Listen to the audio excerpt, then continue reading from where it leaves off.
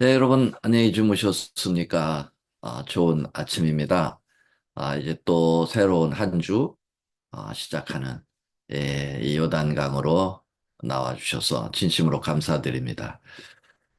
오늘 이제 이번 주가, 아, 마지막 주가 되겠죠.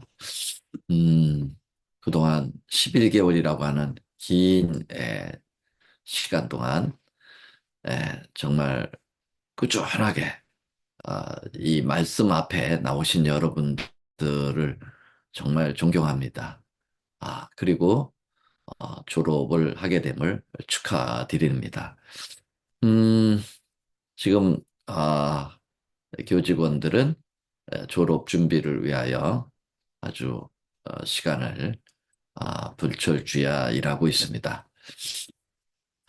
오늘 그 첫 찬미가 가사가 참 마음에 많이 와닿았네요. 연약하고 부족하고 죄인일지라도 주님과 함께 일을 하세라고 하는 그런 가사가 마음에 오늘 더더욱 와 닿습니다. 연약하고 부족한 사람들이죠. 그럼에도 불구하고 하나님께서 우리에게 주의 일을 하게 하시고 주의 거룩한 말씀을 전하도록 하신 것은 참 하나님의 은혜와 특권이 아닐 수가 없습니다. 이제 22장, 한 장만 공부하면은, 예, 이제 우리가 마쳐야 되는 시간이 되겠네요. 먼저 21장 지난 시간에 공부한 거 복습하고 오늘 22장 들어가도록 하겠습니다. 지난 시간에는 우리가 9절부터 끝까지 봤는데요. 일곱 대접을 가지고 마지막 일곱 재앙을 담은 일곱 천사 중 하나가 나와서 네, 신부를 보여주겠다. 어린 양의 아내를 보여주겠다. 이렇게 음, 계시를 보고 있는 요한에게 아, 그렇게 소개를 하고 있는데요. 알고 보니까 이제 10절에 성령께서 그 일을 이제 해주십니다. 천사는 이제 어, 보고를 하고 천사는 그 안내를 하고 저기 소개를 하고 직접 안내는 성령께서 하시네요. 그렇죠? 성령께서 나를 데리고 그래서 새 예루살렘 성을 이제 보여주시는데 아주 거룩한 성이라고. 근데 그 성이 이제 하늘로부터 내려온다고 얘기했고요. 그건 마치 신부가 신랑을 위하여 단장한 것 같다. 그렇게 이야기했는데 가장 아름다운 모습을 인간적 표현으로 한 것이라고 생각을 합니다. 네. 근데 이 예루살렘 성은 이렇게 벽옥과 수정 같이 보석과 같이 아주 맑고 깨끗하고 정말 아름다운 그런 모습이라고 전체적인 그 표현을 하고요. 그 다음에 이제 하나씩 세부적으로 표현을 하는데 첫째 이제 문에 대해서 이야기를 하고 있네요. 네. 이 문이 12문으로 이루어졌다는 거죠. 12문으로 이루어졌는데 그 문마다 다 보석으로 이제 되어 있는데 특별히 이제 아, 그 문짝은 아, 진주로 됐다 그렇게 이야기하고 있습니다. 그 특별히 그 열두 문들의 이름이 있는데 그 이름이 어, 그 열두 지파의 이름을 가지고 그 문의 이름을 만드는 것 같아요. 네. 이제 우리가 미국에 이렇게 살게 보니까 어떤 길 이름을 보면 어느 도시에 가면은 50개 주 미국의 스테이트 이름을 길을 만들어 가지고 이렇게 만들어 놨더라고요. 그 워싱턴 DC에도 뭐 뉴저지 애비뉴 뭐 그다음에 펜실바니아 애비뉴 조지아 애비뉴 이렇게 다 있더라고요. 그런 것처럼 그 상징적이죠. 미국의 도시니까 미국의 50여 개, 50 하나인가요? 51개의 스테이트 이름을 그 길 이름에다가 넣어서 미국 전체 수도임을 이제 아, 나타내는 것 같은 거 비슷하죠. 그래서 이 새 예루살렘 성의 그 문이 열두 구약의 열두 지파의 이름을 가지고 있다라고 언급하고 있네요. 12절에. 근데 이게 이제 에스겔서 48장 31절부터 34절에 보면은 에, 그 과거에도 그런 이름을 붙였어요. 이 지상에 있는 성읍의 문들을 이스라엘 지파의 이름을 따라서 루벤문, 유다문, 레이문. 그래서 동서남북으로 세 지파 이렇게 해서 12지파의 세문 해가지고 이름의 문을 지었다라는 거 우리가 공부를 했습니다. 자, 그 다음에 이제 하나님의 영광이 그 높은 성곽에 있고 그 12문 가운데 이제 12기초석이 있어요. 12기초석이 있는데 그 기초석은 또 12지파로 되어 있습니다. 특별히 이제 아까 그 12문이 진주문으로 됐다고 한 것이 21절 조금 더 가서 나오는데요. 예, 한 문짝 하나가 진주로 됐다는 거예요. 아주 영롱한 이 진주, 요 콩알만한 것이 얼마나 비쌉니까? 이 땅에서. 그런데 하늘에는 그 문짝 하나가 다 진주로 됐다니까요. 정말 어, 가히 상상이 잘 안 되네요. 네. 근데 이 진주의 문을 진주로 했다고 그랬습니까? 네, 진주 조개의 그 고통을 통해서 만들어낸 보석이 진주잖아요.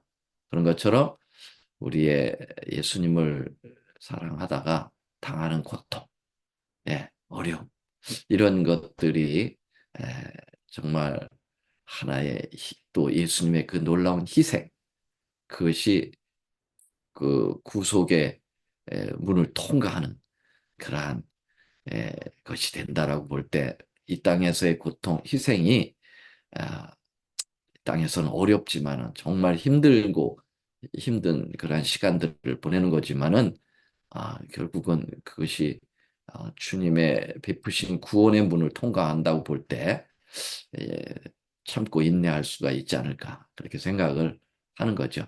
자, 열두 기초석은 열두 사도의 이름을 놓았다고 14절에 나오는데요. 예, 그래서 열두 지파, 열두 사도, 열두 진주문, 이 12, 12, 12로 이렇게 계속 어, 하고 나오는데요. 이 12는 말씀드린 대로 하나님의 조직수입니다. 하나님께서 구약과 신약을 이렇게 조직을 하시는 모습들을 보여준다고 말씀을 드렸습니다. 근데 이 성의 모습이 이제 네모 반듯하다고 그랬네요. 광이 같다 그랬어요. 그러니까 길이와 넓이가 같고 나중에 이제 고가 같더라 그랬거든요. 예, 그래서 정 에, 육사각형이라고 그러나요? 예, 마치 주사위와 같은 그런 모습을 띈다고 얘기했는데 에, 이거 아마 상징적인 건지 그 아마 그 성소에 지성소 이렇게만 잘라놓으면 아주 정사각형이 되거든요. 예. 그러니까 이 지성소의 그 모습을 이렇게 좀 표현하지 않았나 이렇게 보게 됩니다. 그리고 이제 그 수치까지도 이렇게 언급을 되어 있는데 그 수치도 다 상징적 수예요. 1만 2천 스타디온. 스타디온이라고 하는 것이 이제 어떤 수인가 이것도 이제 12, 12라고 하는 것과 연관이 되어 있어서 상징수라고 볼 수가 있겠습니다. 누가 이렇게 그림을 잘 그렸네요. 그래서 하늘로부터 아주 밝고 벽옥과 같이 수정과 같이 아름다운 성이 하늘로부터 내려올 때 그 모습은 얼마나 장엄하고 멋있을까요? 여기에 우리가 함께 오기 때문에 말이죠. 이것을 목격하게 되는 것이죠. 예, 숫자를 청량을 해보니까요. 네, 대략 이렇게 된다고 그랬죠. 완 스타디온이 약 8마일 정도, 오늘날 수치로 볼 때. 그러니까 1만 2천 스타디온은 아, 1378마일이나 되고, 키로수는 2218km. 네, 꼭뭐이 숫자에 이런 수치를 가지고 있다라고 볼 수는 없고, 이게 상징수니까. 마치 14만 4천이니 딱 14만 4천 명이라기보다는 상징적 구원받은 사람의 총 수라고 볼 수가 있으니까 그런 개념으로 보시면 어렵지 않겠다. 그렇게 생각이 됩니다. 그리고 이 성의 그 모습이 성곽의 그 기초석, 성문의 기초석은 12지파로 돼 있고, 그렇지만 그 성의 성곽의 기초석은 각색 보석으로 꾸몄다고 그랬는데요. 전체 성의 그 기초석들이 이렇게 보석, 12보석으로 꾸며지니까 얼마나 화려하고 멋있을까요? 네. 그래서 이 성경절도 이렇게 한번 꾸며봤어요. 이렇게. 좀 더 영롱하고 멋있게 표현되리라고 이렇게 했는데요. 12그 보석을 다시 한번 좀 보여드리죠. 너무 예쁘고 좋아요. 그래서 한번 다시 보여드리고 싶네요. 네. 첫째 기초석이 제스퍼 벽옥이고요. 둘째가 남보석이고, 셋째가 옥수. 네. 너무 영롱하고 예쁘죠. 그 다음에 에메랄드. 에메랄드라는 말 많이 들어봤습니다. 녹보석. 예. 그리고 홍만호. 예.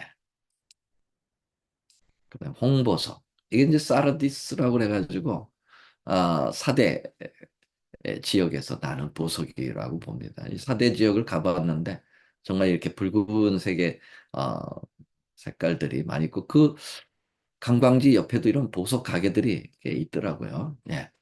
그다음에 어, 황옥이라고 하는 일곱째. 예. 아름답죠. 그리고 노곡. 예. 아홉 번째로는 담황, 토파즈라고 하는 것도 많이 알려진 보석이네요. 예. 이 워싱턴 DC 스미소니안 박물관 2층에 가면 이런 것들이 전체가 있다고 기억은 안 나지만 많이 있어요, 보석이. 한번 들리시면 한번 여기 꼭 들려주시기 바랍니다. 비치옥이 있고요. 네. 그리고 청옥, 네. 열 둘째가 좌정. 네. 자, 근데 이 12보석이 이렇게 제사장의 그 예봇 위에 있는 이 흉패에다가 12보석을 달아놨는데 이것이 다 12지파, 이스라엘의 12아들의 이름대로 12이라고 얘기를 했네요. 네. 자, 그러면은, 이, 아, 아름다운 성곽이, 아, 밝은 유리 같은 정금 같은 길을 가지고 있고, 예. 이 해가 비치는데 해와 달의 비춤이 이제 쓸데가 없다. 왜냐하면 하나님의 영광의 빛이 들어오기 때문에. 이건 이사야 60장에 나오는 모습을 다시 그 예언을 정확하게 성취를 이루고 있다고 보게 되는데요. 열방은 내 빛으로 열왕은 비추는 내 광명으로 나오겠다고 얘기하고 있고요. 다시는 낮에 해가 내 빛이 되지 아니할 것도 달도 내 빛이 비추지 않을 것이다. 왜냐하면 하나님 여호와가 오직 영영한 빛이 자신이 된다 그랬어요. 하나님의 영광이 되되겠다. 그래서 그것이 계시록 21장에 말씀하고 딱 이렇게 하늘로부터 성이 내려오면 얼마나 아름다울까요? 네. 정말 우리가 여기에 함께 있게 될 거죠. 근데 성 안에는 성전을 내가 보지 못했다. 이제 왜 그러냐면, 에, 어린 양이 그 성전이 되신다. 그렇게 말씀하셨어요. 네. 예수님이 성소인 것을 아시죠? 이 땅에 성막이 되어 오셨고요. 예. 그래서 이제 죄가 다 해결됐기 때문에, 어, 성전의 어떤 기능, 그것은 이제 기능적인 끝났고, 그 성전이신 예수님의 모습을 이렇게, 에, 극대화 시켰다. 이렇게 보시면 되겠습니다. 예. 그래서 만국이 그 빛 가운데로 다니고, 땅의 왕들이 이제 영광을 가지고 그리로 들어온다고 했는데요. 이 카리아즘 대귀법에 보면은 평행 대귀법이 있죠. 한 번 얘기하고 그 다음에 또 한 번 얘기하면서 강조하는 건데요. 그리고 한 번 얘기한 앞에 부분이 이러한 존재라는 것을 얘기하고 있어요. 다시 말하면 만국이 그 빛 가운데로 다니고 왕들이 들어온다고 했는데 그 왕이 누군가를 26절에서 사람들이 만국의 영광의 종기를 걸고 그리로 들어오겠다. 그러니까 왕들이 바로 이제 사람들이라는 거예요. 그러면 왕들 왜 우리를 왕으로 표현했죠? 예. 베드로전서 2장 9절에 너희 택하신 족속의 왕 같은 제사장이라 예. 우리에게 왕권을 주시는데 주님은 그러면 왕의 왕이시죠. 그래서 king of kings. 예. 정말 하늘에 우리가 왕처럼 지내도록 해 주신다는 이죄 많고 흠 많은 우리를 그렇게까지 우리를 여겨 주시니 하늘에 가면 감사밖에 생각이 안 나. 예, 하나님의 은혜밖에 생각이 안 나. 예, 정말 아름다운 그 나라를 우리가 소유하게 될 것입니다. 이제 곧 주님이 오셔서 그 일들이 진행되겠죠. 자, 지난 시간까지 공부한 것 복습했습니다. 오늘 22장 드디어 마지막 장으로 들어왔습니다. 개요적인 것 다시 한번 보여드리면 이제 외우실 수 있을 거예요. 하도 많이 보여드려서 마지막 끝부분 궁극적인 승리와 결과와 보상이 21장과 22장에 동시에 이 계속 두 장에 걸쳐서 어, 표현하고 있다. 이 하늘의 아름다움, 이 하나님의 놀라운 은혜를 어떻게 이 필설로 두 장으로 끝낼 수 있겠습니까? 예, 정말 우리가 하늘에 가서 그것을 직접 목격하고 글로 쓴다면 이 지구 전체의 책을 쌓아놓을 수 있을 만큼 그 화려함을 표현할 수 있으리라고 생각이 됩니다. 자, 시기적인 배경도 새하늘과 새 땅이 마지막 죄의 악의 소멸이 다 끝나고 난 다음에 펼쳐지게 되는 것이죠. 자, 그러면 본문을 한번 보겠습니다. 여러분 이 본문을 한번 같이 읽어볼까요? 뮤트 푸시고 1절, 2절만 우리 함께 좀 읽었으면 좋겠습니다. 이런 말씀들은 읽어도 부담이 좀 없겠죠. 너무 참 좋은 말씀이니까. 자, 한번 모두 가급적이면 뮤트를 푸시고 함께 말씀을 읽으면서 우리 그 나라를 아, 상상을 해보도록 해보겠습니다. 시작. 또 또 저가 땅같이 땅같이 맑은 맑은 수의 강을 하늘에 내게 보이니 하나님과 하늘의 우리의 보좌로부터 보좌로부터 그 가운데로 흘러나온다. 성좌위에 생명나무가 있으며 있어 두 가지 실과를 맺히되 날마다 그 실과를 맺히고 그 나무 사이 있는 아기들은 천국을 소송하기 위하여 있더라. 아멘. 네, 아멘. 고맙습니다. 다시 뮤트를 해주시고요. 자, 아, 21장에서는 하늘로부터 내려오는 그 거룩한 성에 대해서 말씀을 해놓고 있는 것이죠.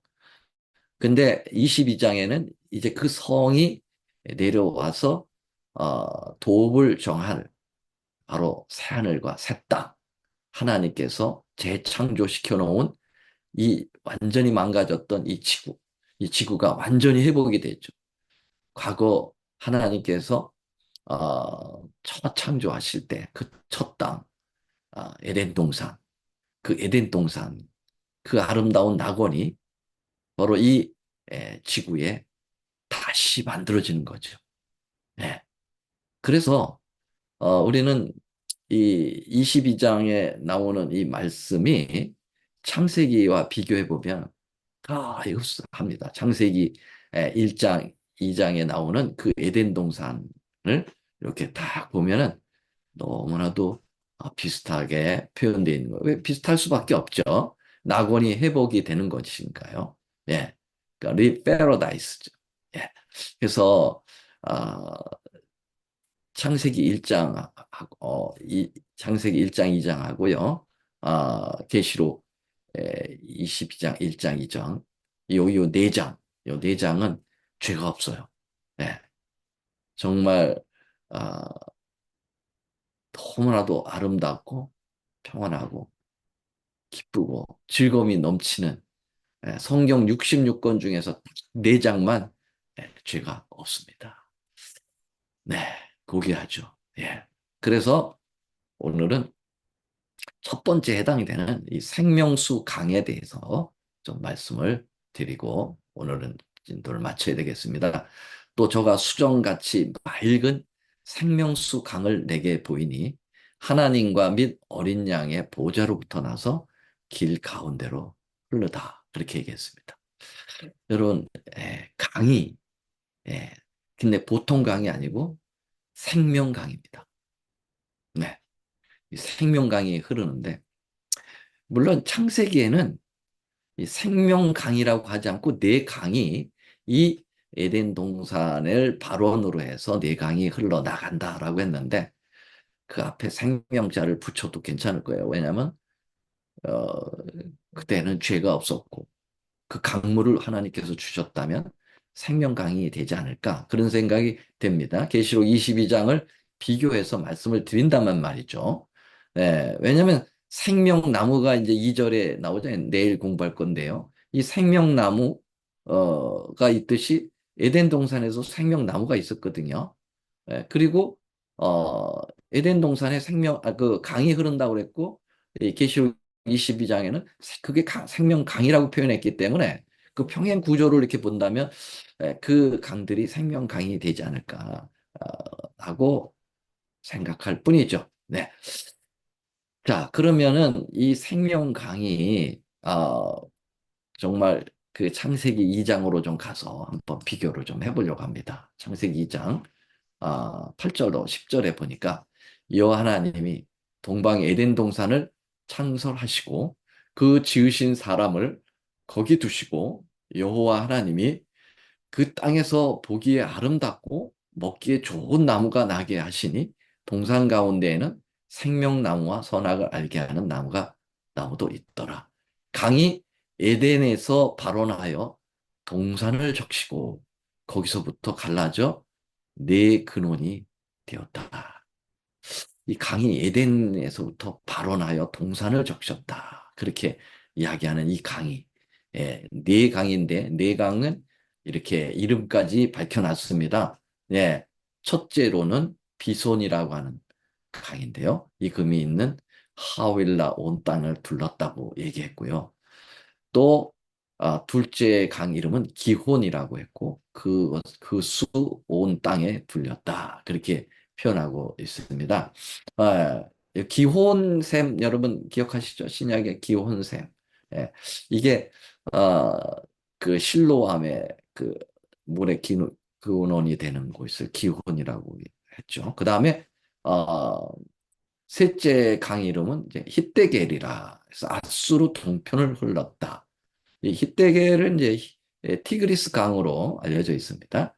그리고 넷째 강은 유프라테스 강. 이건 너무나도 유명한 강이죠. 예, 그래서 이 히데겔과 유프라테스 강이 그 강 사이의 땅을 두 강의 땅이라고 한 이름이 있는데 그게 메소포타미아입니다. 메소포타미아 문명이 이 세계 그 문명지 가운데 하나죠. 황하 문명, 뭐 메소포타미아 문명 이렇게 쭉 나가는데 그게 이제 여기라고 볼 때 그래서 사람들은 에덴 동산은 지구에 어디쯤 있었을까? 예, 지금 그 중동 지역 티그리스와 유프라테스 강물이 흐르는 메소포타미아 지역이 에덴 동산이 있었지 않았을까? 그렇게 추측을 하게 되는 것이죠. 자, 어떻든 이 네 강이 발원이 되어서 이 에덴 동산으로부터 발원이 되어서 전 지구를 흘러나가게 된다라고 하는 것을 보게 될 수가 있겠죠. 자, 그런데 이 강이 어디서부터 새 하늘 새 땅의 강은 어디로부터 흘러내리기 시작한다고 했느냐면 어린 양의 보좌로부터 하나님과 및 어린 양의 보좌로부터 나서 길 가운데로 흘렀다 그랬습니다. 그러니까 이 생명강의 근원지가 보좌예요. 예. 하나님의 보좌. 예. 야, 그 하나님의 보호자를 성소로 보면은 어디 있죠? 지성소. 지성소로 어디로죠? 법궤 뚜껑. 다시 말해 시은자 속죄소. 거기서 이제 예수님의 보혈의 피로 그 속죄를 하는 그 장소잖아요. 그러니까 영원한 죄를 해결하고 거기서부터 영원한 생명이 제공된다는 거잖아요. 그래서 이 법궤 뚜껑 시은자 속죄소가 힐라스테론이라고 그래서 예수님 자신이라고 로마서 3장 25절에 화목제물이라고 하는 그 화목제물이 힐라스테론인데요. 그게 이제 히브리서에 나오는 그 속죄소, 하늘의 속죄소가 바로 힐라스테론, 똑같은 힐라스테론이 다시 예수님 자신을 얘기하는데요. 그러니까 예수님 자신으로부터 이 생명강이 흘러 나오는 거. 굉장히 적절한 표현이지 않습니까? 예. 그래서 하나님의 성전으로부터 물이 콱콱콱 쏟아져 나오는 그것을 상상만 해도 너무 멋있어요. 이거를 어, 지금 옆에 그림이 보여지고 있는데요. 이런 생명강이 흐르겠지만은 좀 더 구체적으로 그림을 그린 게 있어요. 보좌에서 흘러나오는 생명수. From the throne flow the water of life라고 그랬어요. 예, 정말 아름다운 생명강이 흐르는 것입니다. 이것에 정말 가서 빨리 가서 살고 싶네요. 이 제약의 세상이 너무 지긋지긋하고 너무 싫어요. 예. 근데 이곳에 가서 영원히 주님과 함께 살면 얼마나 좋을까? 네, 소망해 봅니다. 다른 분은 아예 보호자까지 그렸습니다. 그래서 보호자로부터 이렇게 길이 있고 길 가운데로 흐른다고 그랬으니까 풍성한 이 물이 온 세계를 이렇게 아름답게 수놓을 수도 있지 않을까 이렇게 생각이 되는데요. 여러분, 이 생명강이 보좌에서부터 흘러나온다라는 이것은 또 구약 성경을 또 연상하게 해요. 에스겔서와 이사야서에 이런 것들이 굉장히 연결이 많이 돼 있는데요. 이번에는 에스겔서 47장 1절부터 5절 말씀 보면은요. 그 에스겔이 이제 환상 가운데 그런 환상을 봅니다. 그가 나를 데리고 전문에 이르니 전은 하나님 성전이죠. 성전의 문에 이르니 전의 전면이 동을 향하여 있는데 그 문지방 밑에서 물이 나와서 동으로 흐르다가 전후 제단 남편을 흘러내리더라. 그러니까 이 성전의 문지방 밑으로부터 물이 흘러 터져 나온다라는 거예요. 그러니까 성전 안에 보좌가 있잖아요. 그 지성소 거기서부터 물이 나오니까 이 물지방 밑으로 이제 흘러나오는 것처럼 에, 에스겔은 거기서부터 봤네요. 계시를 하나님께서 거기서부터 보여주셨네요. 그래서 그 물이 점점 재보니까 점점 풍성해져요. 47장 3절에 보면 물이 발목에 오르고 그 다음에 물이 무릎에 오르고 그 다음에 물이 허리에 오르고 나중에는 건너지 못할 강이 되었다. 와, 굉장히 청일한 헤엄할 물, 사람이 능히 건너지 못할 큰 강물이 풍요롭게 흐르고 있는 이 생명강을 연상하게 하는 말씀이 틀림없죠. 예, 좀 더 보면은 내가 돌아간즉 강 좌우편에 나무가 심이 많더라. 요건 생명나무를 상징하지 않겠어요? 이제 내일 생명나무에 대해서 공부를 하겠는데요. 내가 돌아간즉 강 좌우편에 나무가 심이 많더라. 생명강 그 좌우에 생명나무가 있다고 이제 내일 공부할 겁니다. 그래서 이것도 정확하게 보겠어요. 그래서 이 흘러내리는 물로 그 바다의 물이 소송한다라는 것은 다시 말하면 생성된다는 거예요. 아주 액티비티하게 솟구쳐 오르는 그런 것을 표현하고 있는데요. 이 강물이 흐르는 곳마다 번성하는 모든 생물이 살고 또 고기가 힘이 맞다. 이 생명을 의미하고 있어요. 예, 이 강이 흐르는 각처의 모든 것이 살 것이다. 예, 모든 것이 살 것이다. 너무나 아름답죠. 네, 여러분 이 나라에 우리가 가야 되지 않을까요? 네, 여기 예수님께서 이런 말씀을 하셨네요. 명절 끝날 곧 큰 날 예수께서 서서 외쳐 가라사대 누구든지 목마르거든 내게로 와서 마시라. 나를 믿는 자는 성경에 이른 같이 그 배에서 생수의 강이 흘러나오리라 하니 이는 그를 믿는 자의 받을 성령을 가리켜 말씀하신 것이라. 그래서 예수님을 영접하고 예수님을 믿는 사람들의 그 배에서부터 생명강이 흐르게 된다고 말씀해 주셨으니까요. 야, 우리가 새 하늘 새 땅에 가서 그 생명강의 그 물줄기가 우리가 예수님을 잘 믿으면, 예, 그 성령 하나님을 영접하면 그러한 생수와 같은 것이 우리의 삶 속에 쏟아 나와서 많은 사람들을 살릴 수 있다는 거 아니겠습니까? 예, 너무나도 아름다운 이 귀한 말씀을 우리 주님께서 주심을 다시 한번 감사드리겠습니다. 자, 오늘 여기까지 마치겠습니다. 다 같이 머리 숙여 기도합니다. 하늘에 계시는 우리 아버지, 감사합니다. 우리 자신을 돌아보면 한없이 부족하고, 한없이 죄인이고, 연약하게 이루 말할 데가 없지만 우리 예수님을 믿고 하기만 한다면 정말 형용할 수 없는 이 아름다운 하늘을 이 새하늘과 새 땅을 저희들에게 유업으로 주신다니 이곳에 살게 하신다니 그리고 우리끼리만 사는 것이 아니라 우리를 구원하신 하나님들과 함께 산다니 이 특권이 도대체 누가 누릴 수 있는 특권입니까? 말씀만 들어도 감격하고 너무너무 가슴이 벅찹니다.